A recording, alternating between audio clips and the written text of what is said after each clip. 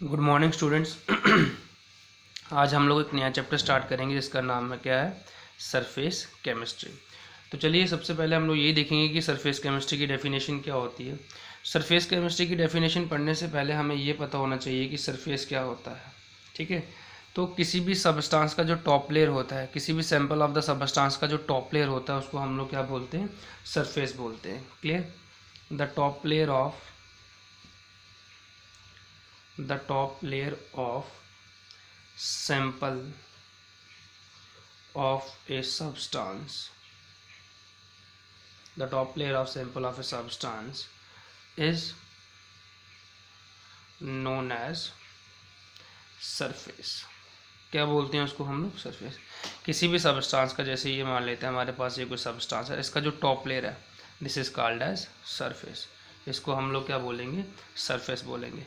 And the branch and the branch of chemistry and the branch of chemistry that deals with the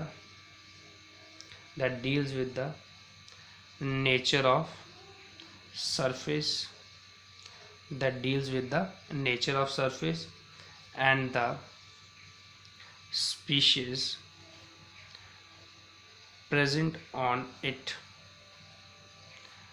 is called surface chemistry। Clear? जो किसी भी substance की top layer होती है उसको हम लोग क्या बोलते हैं, सरफेस बोलते हैं। और उस टॉप लेयर का, उस सरफेस का नेचर कैसा है, उस सरफेस के ऊपर क्या क्या स्पीशीज प्रेजेंट हो सकती हैं और उस सरफेस के ऊपर क्या क्या फिनोमेनाज हो रहे हैं, उन सभी के साथ जो डील करती है उस ब्रांच को हम लोग क्या बोलते हैं, सरफेस केमिस्ट्री। किसी भी सबस्टांस की टॉप लेयर को हम लोग क्या बोलेंगे, सरफेस। और उस सरफेस पे क्या नेचर है उस सरफेस का, उस सरफेस के ऊपर कौन कौन सी स्पीशीज प्रेजेंट है, उस सरफेस के ऊपर क्या क्या फिनोमेनाज हो रहे हैं, इन सब चीज़ों को जो डिस्कस करता है that is called your surface chemistry. उस ब्रांच ऑफ केमिस्ट्री को हम लोग क्या बोलते हैं, सरफेस केमिस्ट्री। क्लियर? अब सरफेस पे काफ़ी ज़्यादा फिनोमेनाज होते हैं। ठीक है, और उन फिनोमेनास को समझने के लिए सबसे पहले हमें कुछ बेसिक टर्म्स को सीखना पड़ेगा। ठीक है, तो इसमें सबसे पहले एक डेफिनेशन आएगी किसकी, एड्जॉर्प्शन की। कुछ टर्म्स हैं जिनको हमें सीखना पड़ेगा। जैसे सबसे पहले हम लोग बात करेंगे एड्जॉर्प्शन की। एड्जॉर्प्शन एक टर्म है हमारे पास, व्हाट इज़ एड्जॉर्प्शन, इसको हमें सीखना पड़ेगा। देखिए, कोई भी हमारे पास जो सॉलिड सबस्टांस होता है ना, उसकी सरफेस के पास एक प्रॉपर्टी होती है कि उसकी सरफेस क्या करती है, कुछ स्पीशीज़ को अपनी तरफ अट्रैक्ट करती है और अपनी सरफेस के ऊपर क्या करके रखती है, रिटेन करके रखती है।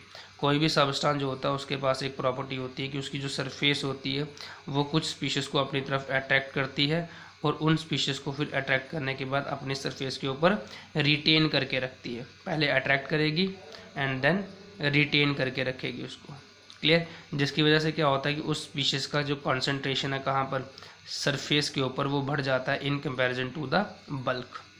क्या प्रॉपर्टी होती है सबस्टांस के पास कि वो कुछ स्पीशीज़ को अपनी तरफ अट्रैक्ट करती है सरफेस के ऊपर, अपनी सरफेस के ऊपर कुछ स्पीशीज़ को अट्रैक्ट करती है और उनको फिर रिटेन करके रखती है। जिसकी वजह से क्या होता है, उस पर्टिकुलर स्पीशीज़ का कॉन्सेंट्रेशन जो है वो सरफेस के ऊपर बढ़ जाता है in comparison to the bulk.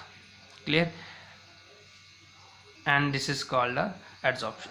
क्या मैंने बोला कि सबस्टांस के पास प्रॉपर्टी होती है जिससे वो कुछ सबस्टांसेस को, कुछ स्पीशीज़ को अपनी सरफेस की तरफ अट्रैक्ट करते हैं एंड देन उनको रिटेन करके रखते हैं। क्लियर? जिसकी वजह से क्या होता है, उस पर्टिकुलर स्पीशीज़ का कंसंट्रेशन जो है वो सरफेस के ऊपर बढ़ जाता है in comparison to the bulk and this is called a adsorption. इसी को क्या बोला जाता है, एड्जॉर्प्शन बोला जाता है। क्लियर? तो क्या डेफिनेशन हो गई एब्जॉर्प्शन की कि the phenomena of the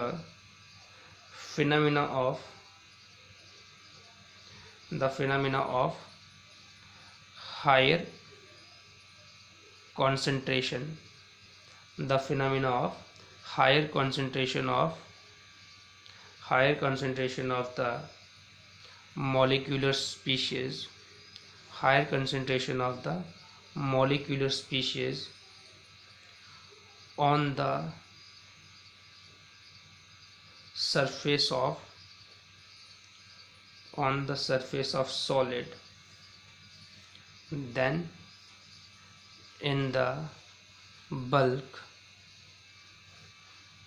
then in the bulk is called as adsorption. Clear?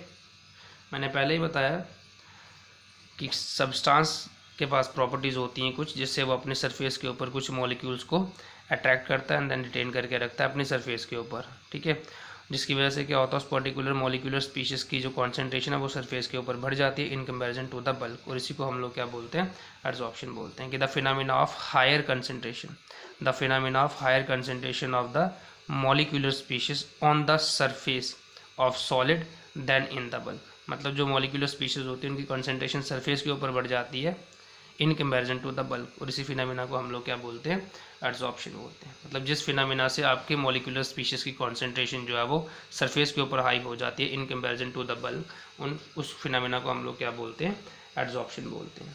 Clear? अच्छा, अब नेक्स्ट हमारे पास इसमें डेफिनेशन आती है किसकी, एडसॉर्बेंट की। नेक्स्ट डेफिनेशन किसकी आती है, एडसॉर्बेंट की। अब एडसॉर्बेंट क्या है, जिसकी सरफेस के ऊपर एडसॉर्प्शन होती है उसको हम लोग क्या बोलते हैं, एडसॉर्बेंट बोलते हैं। जिसकी सरफेस के ऊपर एडसॉर्प्शन होती है उसको हम लोग क्या बोलते हैं, एडसॉर्बेंट। जैसे ये सॉलिड सब्सटेंस जो है इसकी सरफेस के ऊपर एडसॉर्प्शन हो रही है तो इसको हम लोग क्या बोलेंगे यहाँ पर, एडसॉर्बेंट। जिस सब्सटेंस की सरफेस के ऊपर एडसॉर्प्शन होती है उस सब्सटेंस को हम लोग क्या बोलते हैं, एडसॉर्बेंट बोलते हैं। जिसकी सरफेस के ऊपर एडसॉर्प्शन होती है उसको हम लोग क्या बोलते हैं, एडसॉर्बेंट बोलते हैं। क्लियर? तो the solid substance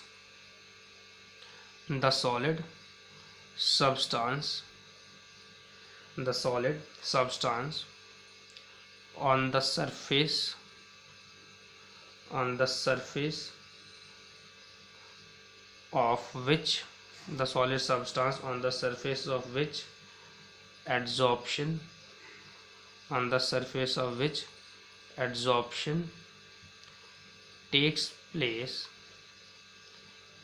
is called as adsorbent। ठीक है, the solid substance on the surface of which adsorption take place is called adsorbent. जिसकी सरफेस के ऊपर एडसॉर्प्शन होती है उसको हम लोग क्या बोलते हैं, एडसॉर्बेंट बोलते हैं। क्लियर? नेक्स्ट हमारे पास इसमें टर्म आती है एडसॉर्बेट। नेक्स्ट टर्म आती है हमारे पास adsorbate. Now what is adsorbent? अब जिसकी सरफेस के ऊपर होती है एडसॉर्प्शन उसको एडसॉर्बेंट बोलते हैं। अब जो सब्सटेंस आपका एडसॉर्ब होता है किसी सरफेस के ऊपर उसको हम लोग क्या बोलते हैं, एडसॉर्बेट बोलते हैं। क्लियर? एडसॉर्बेट किसको बोलेंगे हम लोग, वो सब्सटेंस जो किसी की सरफेस के ऊपर जाकर एडसॉर्ब होता है उसको हम लोग क्या बोलते हैं, एडसॉर्बेट बोलते हैं। क्लियर? जो किसी की सरफेस के ऊपर जाके एडसॉर्ब होता है, एडसॉर्ब होने वाले सब्सटेंस को हम लोग क्या बोलते हैं, एडसॉर्बेट। द मॉलिक्यूल या the molecular species that get adsorbed, the molecular species that get adsorbed on the solid surface is called as adsorbate।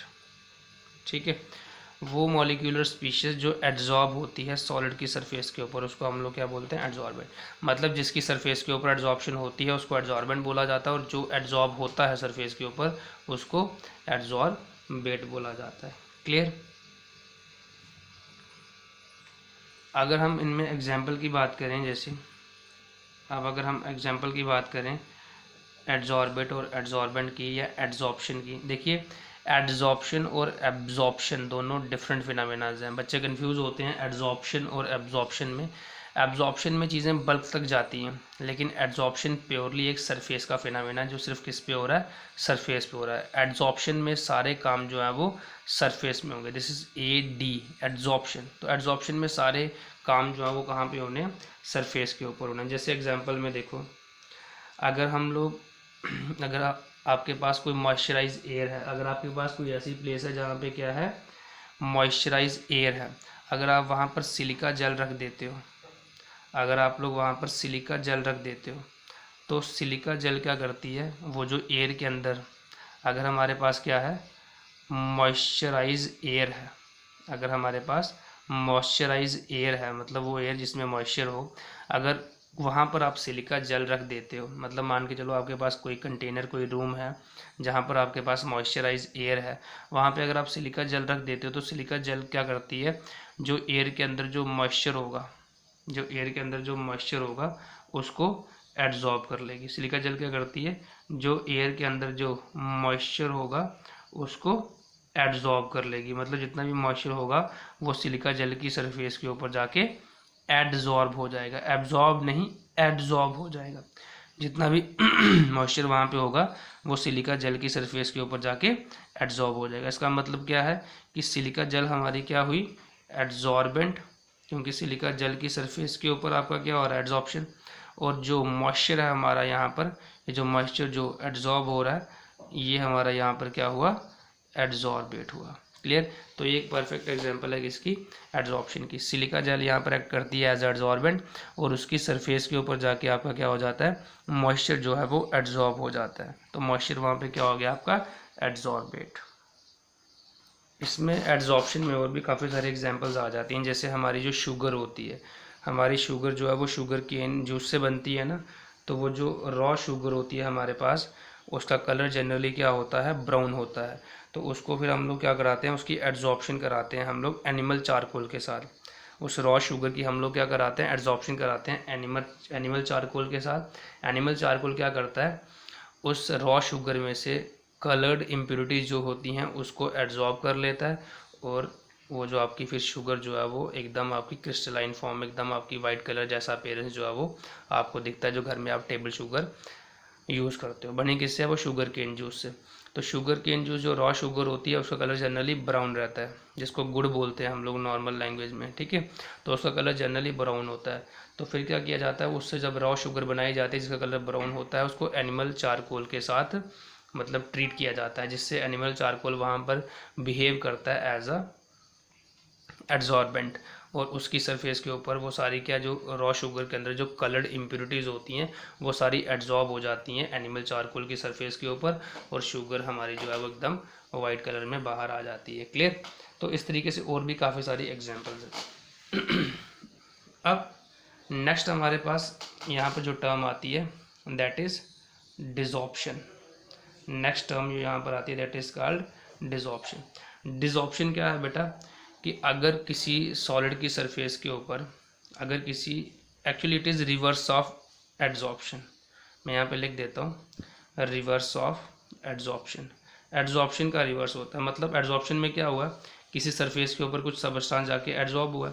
अगर ये जो सबस्टांस जो एड्जॉर्ब हुआ है किसी एड्जॉर्बेंट की सरफेस के ऊपर, अगर मैं इस सबस्टांस को यहाँ से रिमूव कर देता हूँ तो वो जो प्रोसेस होगा उसको हम लोग क्या बोलेंगे, डिसॉर्प्शन बोलेंगे। मतलब the process of removing of adsorbate from the surface of adsorbent is called desorption. मतलब एड्जॉर्प्शन के उल्टा है क्या, डिसॉर्प्शन। एड्जॉर्प्शन में क्या होता है कि एड्जॉर्बेट आता है और एड्जॉर्बेंट की सरफेस के ऊपर एड्जॉर्ब हो जाता है। यहाँ पर क्या होगा कि जो एड्जॉर्ब हुआ है हमारा एड्जॉर्बेट, उसको हमने रिमूव कर देना है from the surface of adsorbent. तो इस प्रोसेस को हम लोग क्या बोलते हैं, डिसॉर्प्शन बोलते हैं। सो the process of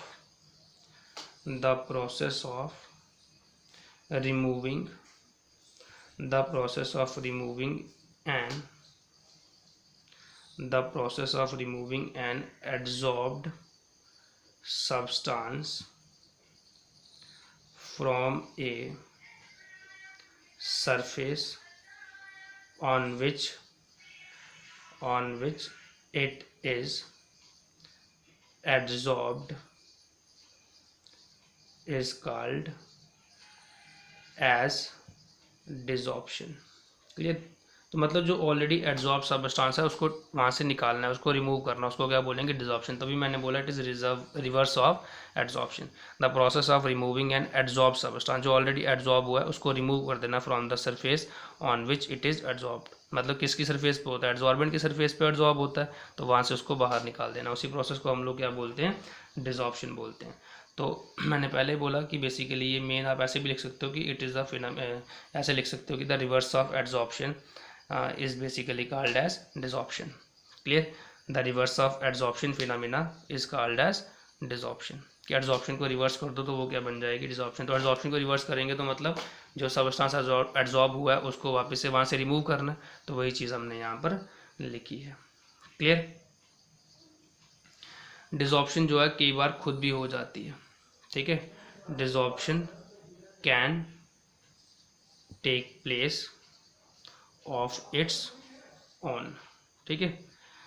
डिसॉर्प्शन खुद हो जाती है, ये खुद भी हो सकती है, लेकिन ऑन इंक्रीजिंग टेम्परेचर, अगर हम लोग टेम्परेचर बढ़ाते हैं, on increasing temperature desorption can be accelerated, desorption को हम लोग एक्सेलरेट कर सकते हैं, डिसॉर्प्शन कैन बी एक्सेलरेटेड, ठीक है।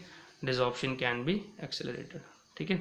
देखो डिसॉर्प्शन वैसे तो खुद होती है, लेकिन अगर हम टेम्परेचर बढ़ाते हैं तो हम लोग डिसॉर्प्शन को एक्सेलरेट कर सकते हैं, मतलब उसकी स्पीड को बढ़ा सकते हैं। देखिए ये यहाँ पर कोई ना कोई फोर्स ऑफ अट्रैक्शन होगी एड्जॉर्बेंट और एड्जॉर्बेट के बीच में, है ना। एड्जॉर्बेट और एड्जॉर्बेंट के बीच में कोई ना कोई फोर्स ऑफ अट्रैक्शन है, तभी तो मॉलिक्यूल उसकी सरफेस के ऊपर रिटेन हुए हैं, वहाँ पर टिके हैं वहाँ पर, है ना।